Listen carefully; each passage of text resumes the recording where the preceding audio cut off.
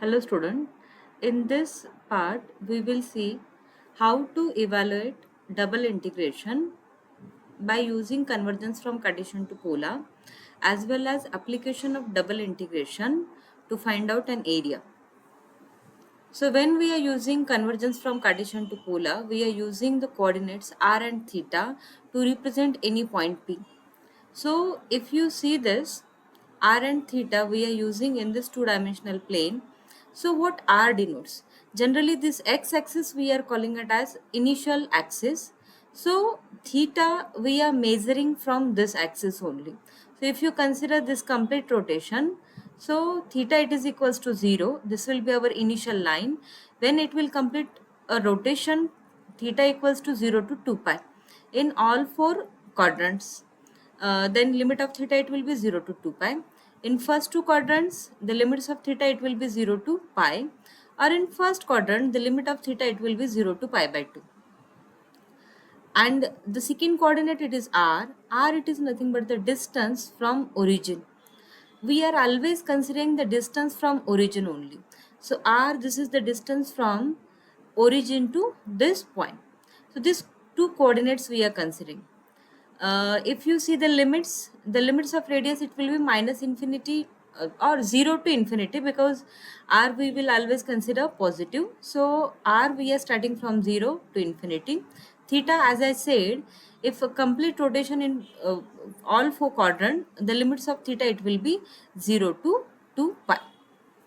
We are using the convergence x equals to r cos theta and y it is equals to r sin theta. So by using this convergence, whatever the integration in Cartesian form, where integrand is f of x comma y with respect to dx dy, converted as f of r comma theta r dr d theta. Here we are using x r cos theta, y r sin theta, and dx dy it is nothing but the Jacobian of xy with respect to r theta, which is equals to r dr d theta. So everyone please remember that don't forget to replace dx dy by r dr d theta. If you are missing this r, definitely the further integration will be wrong. So please take care while replacing dx dy, it will be r dr d theta. While we are considering the limits of r and theta, our limits of radius r are always inner limits and limits of theta will be the outer limits. We should always follow the same order of integration with respect to r first and then with respect to theta. So what we can say, if we observe the inner limits as limits of r, the limits of r it may be constant or it may be in terms of variable. So are they are constant or they may be function in terms of theta. So it depends how the region is given.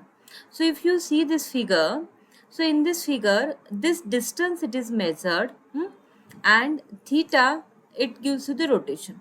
So theta equals to alpha to theta it is equals to beta, and the radius it is given as this function to this function. Now why we are not considering r from 0? Because this part it is completely missing.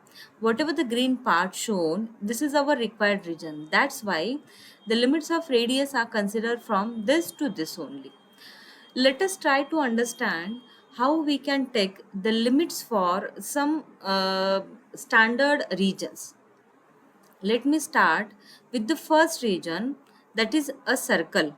X square plus y square it is equals to a square. Um, so this is a standard circle and limits will be, just a minute.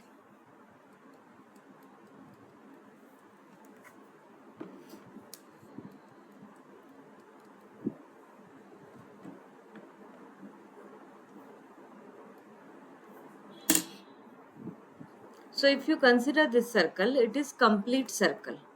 Okay. So whatever the integrand is there, we are converting by using the convergence x equals to r cos theta and y equals to r sin theta, and dx dy by r dr d theta. As I said, always the first integration it is with respect to r and then with respect to theta. So first we need to find out the limits of r, then limits of theta. So if I am considering a complete circle, So you can see this strip will show you the limits of radius. So limits of radius it is nothing but the distance considered from origin. So origin, so that's why the lower limit of r it is 0 because it considering the complete circle. And then the outer limits, upper limit. So upper limit, is it constant? So if you check, it is a standard circle with center it is equals to 0 0 and radius it is equals to a. So obviously from a fixed point, that is from origin, this distance it is constant. So that's why we are considering the limits of radius as r equals to 0 to r equals to a. Further, for the limits of theta, it is considering the complete circle. So the rotation of theta, it is from 0 to 2 pi. And that's why for a complete circle, the limits of theta will be 0 to 2 pi and limit of radius, it will be 0 to a. If you change the region little bit, like the circle lies in first two quadrants only.